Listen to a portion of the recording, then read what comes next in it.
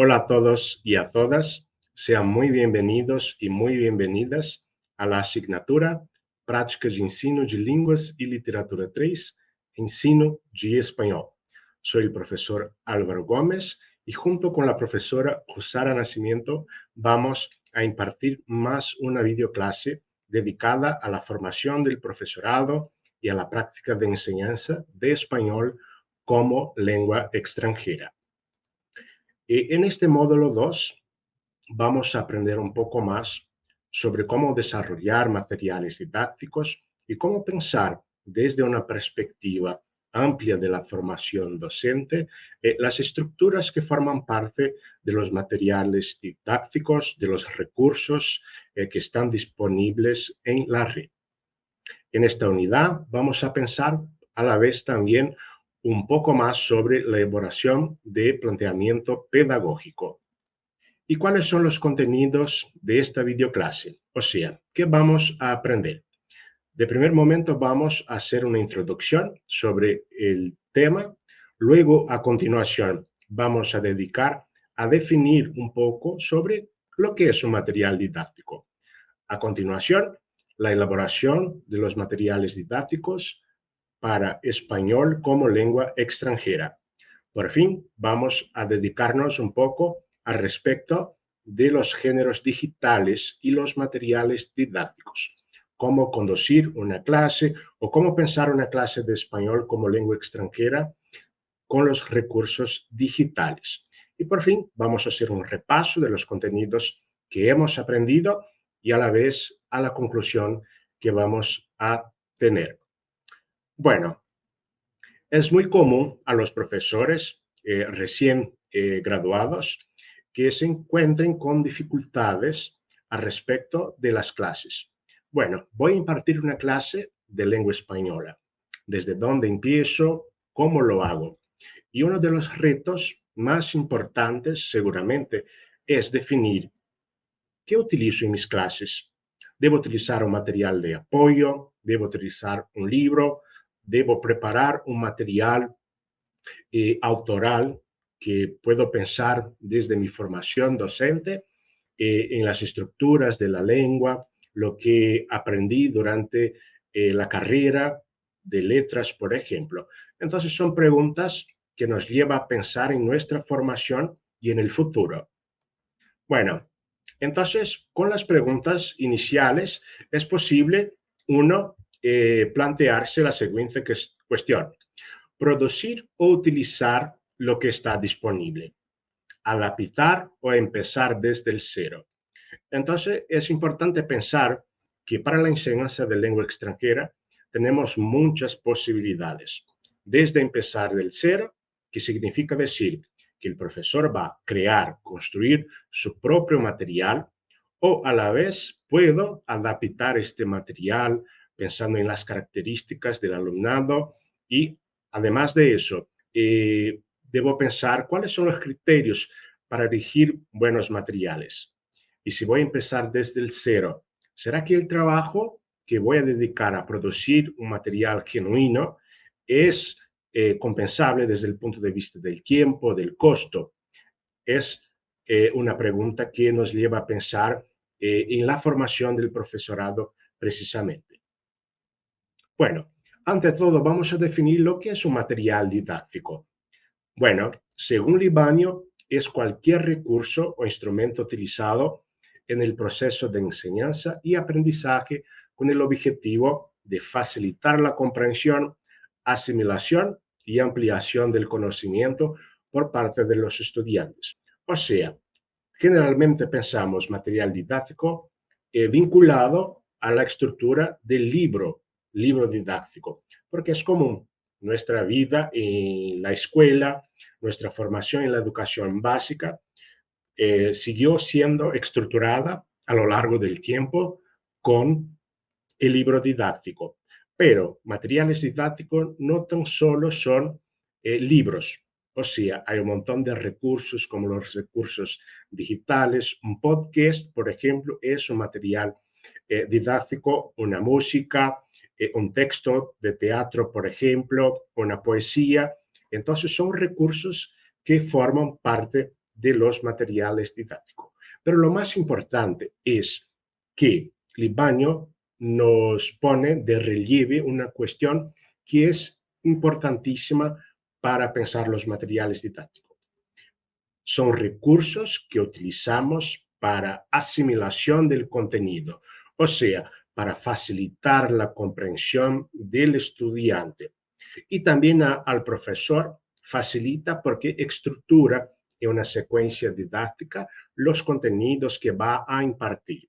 O sea, el alumno puede seguirlo desde el punto de vista de la secuencia, de la cronología y de los contenidos. Bueno, entonces así que definimos el material didáctico pensado desde una estructura material que atiende no tan solo el alumno, sino que también al profesor. Bueno, en nuestra Constitución, en nuestras leyes y sobre todo en los documentos oficiales que tenemos referencia al material didáctico, hay una parte, un trecho que destaco aquí. Es un conjunto de recursos de los cuales el profesor se vale en su práctica pedagógica, entre ellos un libro didáctico, textos, videos, gramáticas y diccionarios. O sea, en este documento nos permite pensar que el material didáctico es un abanico, es amplio desde sus estructuras y desde los géneros, que puede ser videos, canciones, textos, puede ser podcast, puede ser un videocast y un montón de infinidades que tenemos disponibles a nuestra mano. Bueno, ¿y cuáles son las características del material didáctico? Bueno, si voy a pensar en elegir o adoptar un material didáctico, ya sea un libro, para utilizarlo en sala de clase, debo pensar en algunas características que sean positivas para el proceso de enseñanza, sobre todo enseñanza de español como lengua extranjera. La primera es la intencionalidad pedagógica, o sea, está desarrollado este material, por ejemplo, para atender a los objetivos en el proceso de enseñanza. Si, por ejemplo, el profesor está dedicado en un curso de corta duración o, por ejemplo, hay una parte de su clase que está dedicada específicamente a gramática y se depara, por ejemplo, con un libro que está estructurado desde una perspectiva multicultural o cultural. O sea, el autor de aquel libro solo contempla estructuras y contenidos relacionados a la cultura y no toca en ningún momento a la gramática. Entonces, este libro muy posiblemente no es para mí, en el sentido de que en este momento necesito un libro que contemple las estructuras gramaticales de español como lengua extranjera. Entonces, la intencionalidad pedagógica es fundamental. Creo que es el primer paso para definir la elección de este material. El segundo es la adecuación al público. Por ejemplo, si estoy en un grupo de personas mayores, lo que llamamos en portugués de pessoas idosas. En español hablamos personas mayores. Y claro, no voy a elegir un libro o un material didáctico que está destinado, por ejemplo, a los estudiantes de la educación primaria, ¿no? Del jardín del infante, por ejemplo. O sea, adecuación al público me permite que estos alumnos, desde las características de edad, físicas, geográficas y la intencionalidad, porque están aprendiendo español, van a ayudarme a definir la adecuación al público. Bueno, claridad y accesibilidad. Cuando estamos trabajando con libros de lengua extranjera, ya sea el inglés, el italiano, el francés, debo pensar en qué nivel está este alumno. Por ejemplo, si el estudiante ya tuvo contacto con la lengua, ya habla con alguna fluidez, entonces tengo que pensar materiales que sean accesibles y claros para el contexto. O sea, el lenguaje, la realidad de los estudiantes, ¿no? ¿Qué quieren y por qué quieren aprender el español, por ejemplo? Es distinto un curso de español en una institución privada de un curso gratuito, por ejemplo, que está destinado a una formación corta. Entonces, tengo que empezar el lenguaje de este libro o de este material.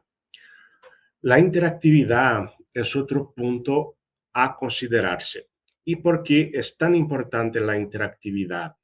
Porque necesitamos desarrollar competencias comunicativas.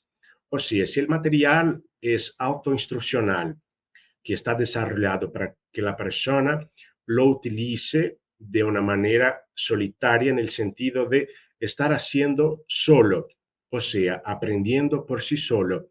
Entonces, este material debe ser bastante interactivo. En sala de clase, el profe puede promover la interactividad también. Pero si pensamos que el material es el recurso que el alumno va a disponer en su casa para estudiar cuando no esté en sala de clase, es importante que este material tenga recursos interactivos, que pueda tener enlaces, que puedan tener QR code, por ejemplo, que pueda traer videos, audios, o sea, estructuras y contenidos interactivos.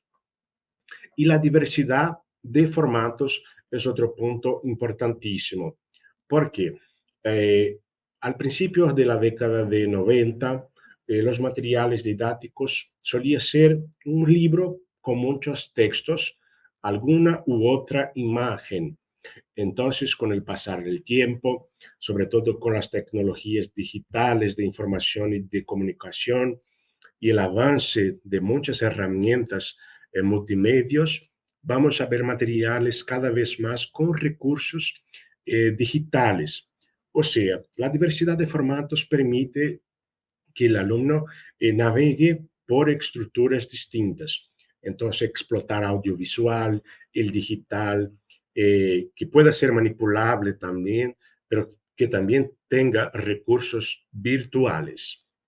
Ahora que ya finalizamos las características de los materiales didácticos, es el momento de pensar qué debo considerar para la elaboración de un material didáctico para enseñanza de lengua española. Entonces, ¿cuál es el objetivo? El público objetivo. ¿Cuál la variante que voy a elegir? Hay materiales didácticos disponibles considerando el público y la variante que deseo. Hay materiales didácticos que enfocan los aspectos culturales de América Latina.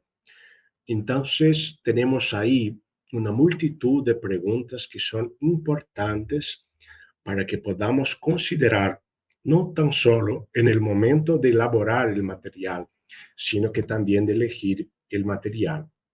Si mi público es el público de la secundaria, que en este caso sería en Brasil o ensino médio, si consideramos este público, por ejemplo, debemos pensar las características de este público. Entonces, es un público joven que está siempre ahí en las redes sociales, utilizan muy a menudo los smartphones, la internet, se comunica de una manera distinta. Entonces, es una característica de este público objetivo. Si voy a impartir clase para personas mayores, ¿cuáles son las características de ese público que debo considerar? Otro punto importantísimo, ¿qué variante voy a elegir del español? Ya sea, mira, si estoy aquí a la orilla de un otro país que hable español, como Paraguay, Bolivia, Venezuela, Colombia, los países que forman frontera con Brasil, ¿por qué voy a elegir un material didáctico que tiene la variante del español peninsular, por ejemplo? No hace tanto sentido, ¿verdad? Solo que reconocemos la escasez de materiales didácticos que contemplen las variantes de Latinoamérica, ¿vale? Entonces, siempre y cuando voy a elaborar el material, sí, puedo aportar un montón de informaciones de esta variante regional. Y si no hay materiales disponibles, considerando el público y la variante que deseo, ¿qué voy a hacer? Es claro que voy a tener que producir mi propio material o adaptar el material, que es muy común, sobre todo con los recursos educacionales abiertos, que son los REAS. Bueno, Los aspectos culturales también son importantísimos para el aprendizaje de una lengua extranjera. Entonces, contemplar estos elementos culturales desde una perspectiva decolonial, que contemple la producción local sin la perspectiva europea, es también un punto a considerarse. Bueno, la crítica que anticipé, por ejemplo, la escasez de material, es algo también que Bautista, Godoy Roa y Flores destacan, porque critican la escasez de materiales didácticos que reconocen las variedades del español hispanoamericano, la falta de actualización respecto a los cambios tecnológicos y sociales, la persistente división entre gramática y el uso de la lengua. Entonces, siempre cuando tenemos, por ejemplo, el Programa Nacional de Libros Didácticos, donde las editoras ofrecen algunos libros, vemos que en el área de español, sobre todo, que son materiales producidos por españoles. Y aquí y allí, algunas veces, contemplan las variantes hispanoamericanas, los aspectos culturales. Todavía es muy poco. Y siempre lo que hacemos es complementar este material cuando utilizamos en sala de clase. En el sentido de que, bueno, tenemos millones de hispanohablantes en Latinoamérica. ¿Y por qué voy a elegir un material precisamente que habla de Madrid, de Barcelona, pero que no contempla, por ejemplo, Buenos Aires, Asunción, La Paz, Quito, los pueblos originarios, los indígenas, que no hace referencia, por ejemplo, al guaraní, al quechua, a la diversidad lingüística que tenemos aquí? Entonces, como profesores, muy posiblemente van a enfrentar retos como este de la escasez de materiales que contemplen las variantes y los aspectos culturales de Latinoamérica.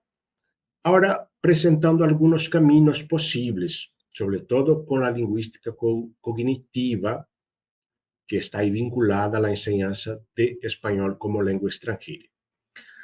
La lingüística cognitiva proporciona un modelo de análisis lingüístico que considera el contexto como fundamental para la organización, comprensión y producción de conocimiento, acercando la enseñanza de español como lengua extranjera a la realidad del estudiante. Bueno, considerar realidad del estudiante es un punto clave para impartir clases de español. Más una vez, hago hincapié a esta cuestión. ¿Por qué? Porque si estamos ubicados en un contexto geográfico, en un continente en que hay personas que hablan relaciones comerciales como el Mercosur, en que tenemos ahí los idiomas oficiales, el portugués y el español, ¿por qué vamos a pensar en un contexto ajeno al nuestro, que no es nuestra realidad? Entonces, acercarse de esta realidad, la realidad más inmediata del estudiante, el contexto social, económico, cultural y político, nos aporta estructuras positivas para el desarrollo de las clases de español. Entonces, siempre pensar en estos ejes, en estos aspectos sobre todo, para elegir un material o para elaborarlo también. Bueno, otro momento que es importante destacar dentro de la cadena de posibilidades que tenemos con la lingüística aplicada, el aprendizaje significativo. Y él va a ocurrir cuando el estudiante comprende la lógica detrás de las estructuras lingüísticas y las relaciona a su propia experiencia del mundo, haciendo que el aprendizaje sea más atractivo y duradero.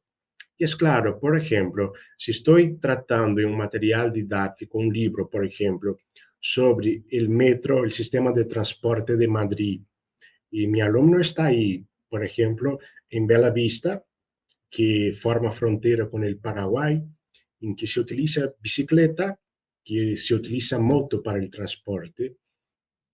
¿Por qué voy a tratar de este tema con ellos? No hay una lógica por detrás. el alumno no se siente ahí puesto en destaque en su proceso de aprendizaje. Por eso que el aprendizaje significativo toma como elemento fundamental esta experiencia del mundo relacionada con la realidad de nuestro alumno.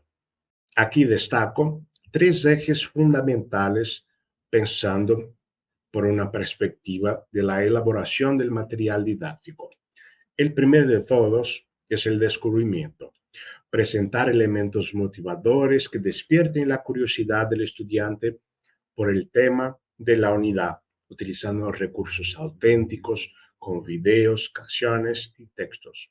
Es muy común, sobre todo entre los jóvenes, seguir en las redes sociales artistas, jugadores de fútbol, eh, actores, actrices que hablan español. Entonces, traer elementos de esta realidad inmediata de las redes sociales es una forma de conectarse con sus alumnos. A la vez, pensar, ¿qué está viendo mi alumno? ¿Qué puedo aportar a este material que haga con que él reflexione sobre su propia realidad? Entonces, en el momento de pensar esta descubierta, es necesario pensar también en el público objetivo, o sea, pensar en mi alumno. ¿Qué será que este alumno, este estudiante, a él le gustaría de estudiar? ¿Qué puedo poner aquí de interesante que pueda despertar este interés por la lengua española? El segundo eje es, ¿qué debo saber? Explicar la lógica y el funcionamiento de las estructuras gramaticales, utilizando recursos visuales y ejemplos contextualizados. Pensar que la gramática es el último punto a ser llevado en consideración. ¿Y por qué les digo eso? Porque la gramática, cuando empezamos por ella, la clase se vuelve aburrida. O sea, las estructuras gramaticales no es algo que va a despertar el interés inmediato de los alumnos. La gramática puede venir desde una manera contextualizada, con ejemplos, con la propia utilización de los recursos que tenemos en la Internet, recursos audiovisuales, de sonidos, de imágenes. Y se recuerden siempre desde el punto de vista de la videoclase 1, de la unidad 1, que tratamos de los errores. Los errores son momentos en que podemos también utilizarlos para explicar un poco del contexto de la gramática, sin jamás exponer este alumno, ¿no?, al fracaso por haberse equivocado.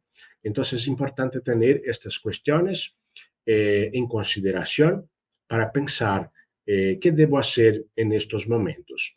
Ya sé que la gramática es importante y sí, debe venir a su momento. Y el tercero, ¿qué puedo hacer? Proponer tareas que permitan al estudiante usar los contenidos aprendidos en situaciones comunicativas simuladas o reales.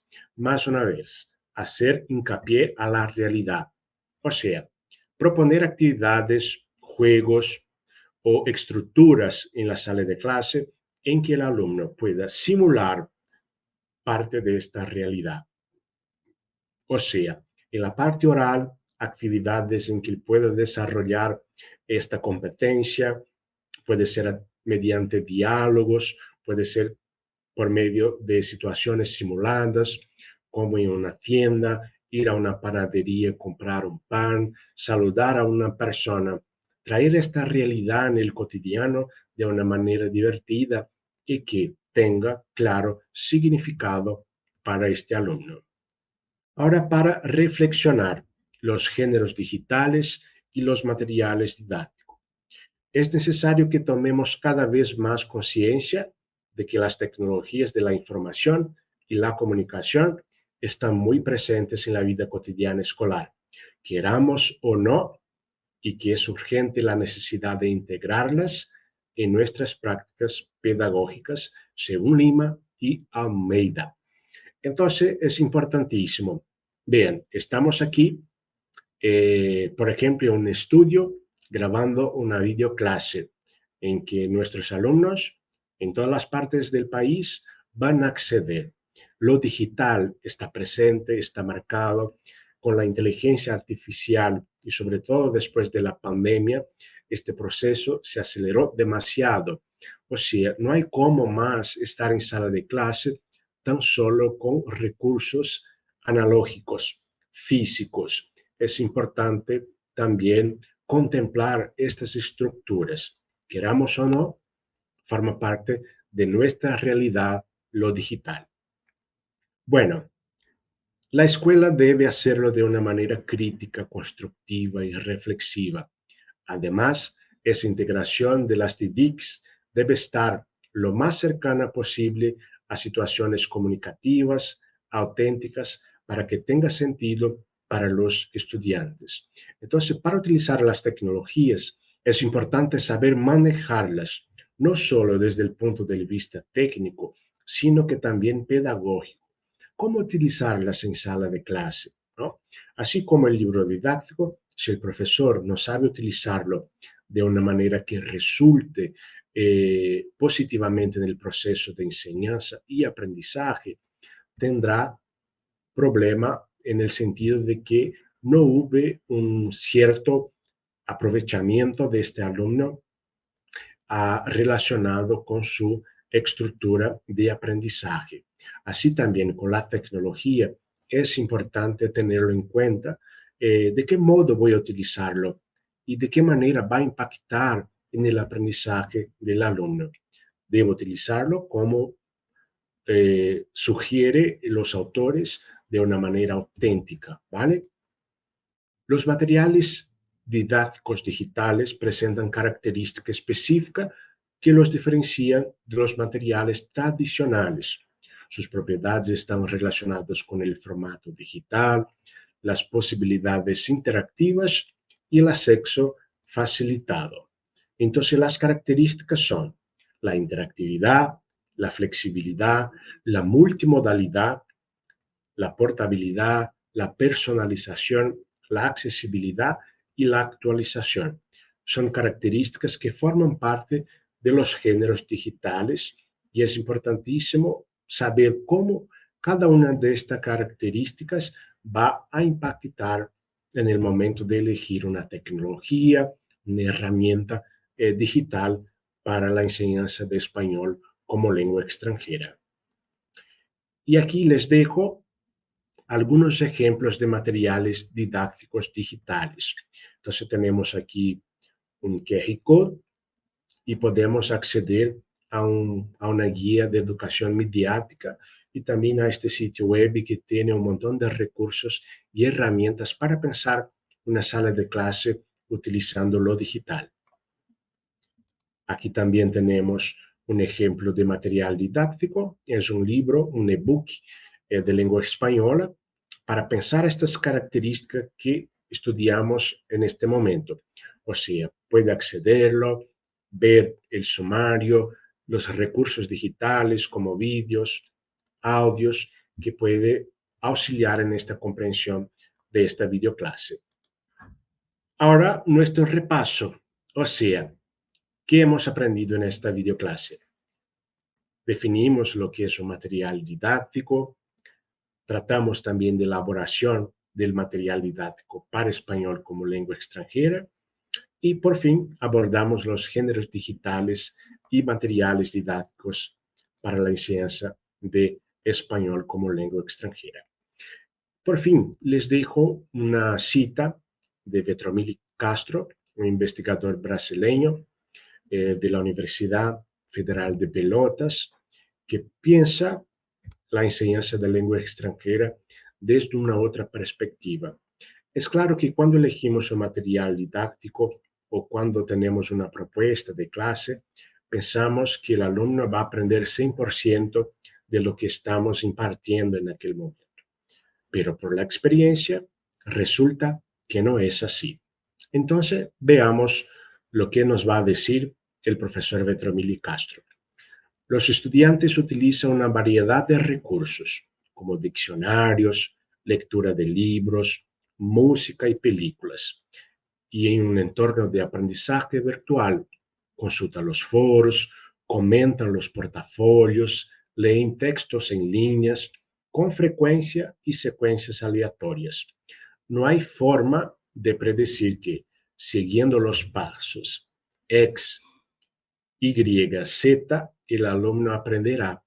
El aprendizaje, en general, no sigue un orden, una secuencia de pasos preestablecidos y que se encaje en todo y en cualquier sistema educativo. De modo bastante resumido, es decir, que el libro didáctico, el material, la sala de clase, no es totalmente fundamental para el aprendizaje. O sea, los materiales didácticos pueden ser un recurso, pero hay otras infinidades de posibilidades que el alumno tendrá contacto en el momento que está estudiando una lengua extranjera. Entonces, con las teleseries, con podcast y con otras herramientas posibles. Entonces, el libro didáctico o el material didáctico no es la salvación del aprendizaje, sino una posibilidad que tenemos a la mano. Por fin, las referencias que tenemos, que están disponibles para que puedan acceder y estudiar un poco más sobre cada uno de los elementos de contenido que estudiamos en esta videoclase. Por fin, le agradezco a usted, estudiante, que nos acompañó en esta videoclase y les dejo una bienvenida y les dejo a la vez también un saludo y nos vemos pronto. Hasta luego.